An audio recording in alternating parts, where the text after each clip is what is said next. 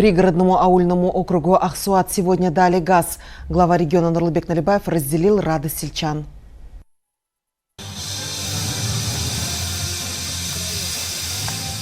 Строительство газопровода началось в декабре 2021 года. На эти работы было выделено 4 миллиарда 900 миллионов тенге. И теперь намного облегчится жизнь сельчан. Не надо топить печки. В каждом доме есть газ.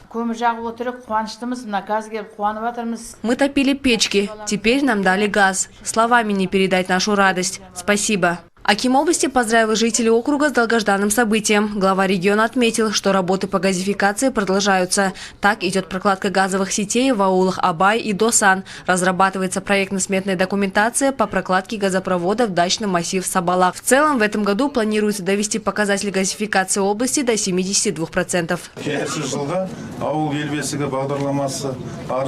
В следующем году в рамках программы Аул Елбесига из республиканского и областного бюджетов на развитие этого аула предусмотрено 4 миллиарда тенге. Это большие деньги. Они пойдут на улучшение инфраструктуры, на центральные дороги, по которым курсирует общественный транспорт. Главные улицы будут отремонтированы. У жителей микрорайона Байтерек, Шанхая и Кабии теперь не будет проблем с питьевой водой. В микрорайоне Байтерек пробурена скважина, построен резервуар. На эти цели из республиканского бюджета было выделено 1 миллиард 200 миллионов тенге. Скважина добывает питьевую воду с глубины 420 метров.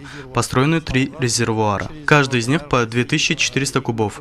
Они обеспечат водой около 30 тысяч человек. Кроме того, комплекс обеспечил постоянной работой 8 человек. Микрорайон Байтерек расширяется из года в год. На сегодня здесь построено около 2000 жилых домов. Желающих здесь поселиться много, поэтому основной упор на развитие инфраструктуры. В частности, в этом году заасфальтировано 7 улиц. Строится подвесной мост через канал Кызылжарма. Будет сдана в эксплуатацию школа на 600 мест. В следующем году в рамках проекта «Комфортная школа» будет построена еще одна школа.